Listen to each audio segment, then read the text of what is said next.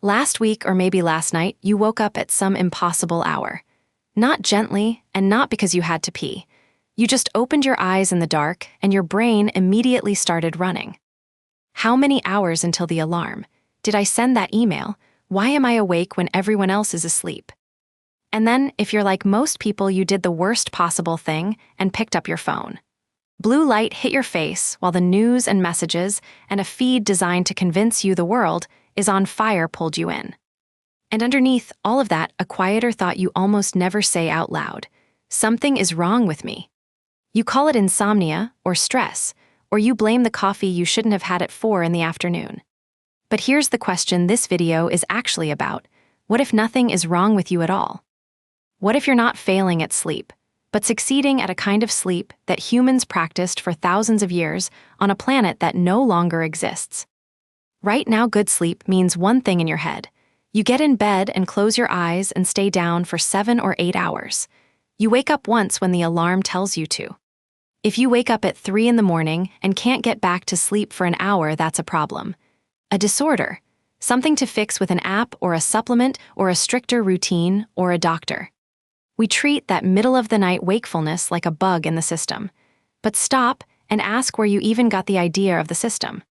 You weren't born with an 8-hour sleep block in your DNA. You inherited it the same way you inherited daylight saving time and the 40-hour work week from a very specific moment in history when factories needed bodies awake at bell-ringing time and electric light made it possible to pretend night was optional. For almost all of human history, that idea would have sounded bizarre. In 2001, historian Roger Ekirch at Virginia Tech published research that rattled sleep science. He hadn't set out to study insomnia. He'd spent more than 15 years in archives looking at court records and diaries and prayer books and medical manuals and letters from ordinary people to understand how people experience the night. And he kept finding the same phrase in language after language and century after century. First sleep and second sleep. Not as poetry and not as metaphor, but as a normal description of how the night went. You went to bed not long after dark and slept for roughly 4 hours. Then you woke up calm and alert enough to think for 1 to 2 hours. Then you went back to sleep until morning. This wasn't a few odd insomniacs in a village. Ekirch documented more than 500 references spanning from ancient texts to the early industrial age. Even Homer's Odyssey describes it if you translate the words honestly instead of forcing them into a modern sleep schedule. Before artificial light reshaped the evening, segmented sleep wasn't a disorder. It was the default. But here's the strange part. We didn't just forget that humans slept in 2 phases. We forgot what the middle was for. A 16th century French physician wrote that couples conceived children more easily during that window, and he wrote it not as gossip, but as medical advice. Doctors in the 1500s told students the best time to study was the watch, which meant the quiet hours between first and second sleep, when the mind was rested, but the world was still. People visited neighbors and stoked the fire. They interpreted dreams while the images were still vivid. They prayed and wrote and lay in the dark, thinking about their lives with a clarity that daytime noise rarely allows. Historians had been reading these accounts for centuries. Many of them missed it because the assumption ran so deep that uninterrupted sleep was the only kind that counted as real. Translators smoothed over phrases that didn't fit the modern pattern. Your 3 in the morning wakefulness isn't ancient humans' weird hobby. It's a scheduled part of the night we erased and then forgot we erased. History is one layer, biology is another. In 1992, psychiatrist Thomas Wehr at the U.S. National Institute of Mental Health ran an experiment that sounds almost cruel in how simple it was. He took volunteers and removed artificial light from their lives. For a month, they lived with long nights of about 14 hours of darkness, which is closer to what pre-industrial humans would have known before we extended the evening with fire and lamps and screens. Nobody told them to wake up in the middle of the night. Within weeks, they all did it anyway.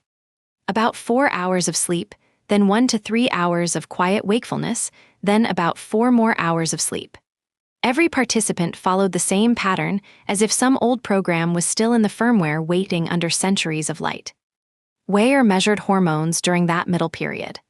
Prolactin, which is associated with calm and reflection, and even meditative states, ran higher than in ordinary daytime waking.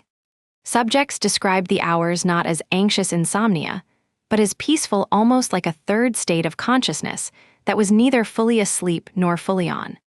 Modern sleep medicine has a word for waking at 2 or 3 in the morning and lying there. Wehr's subjects had a word for it too. They called it normal.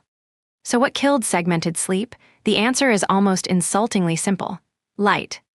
Street lamps in Paris and London, cheaper candles, gas lighting in the 1800s.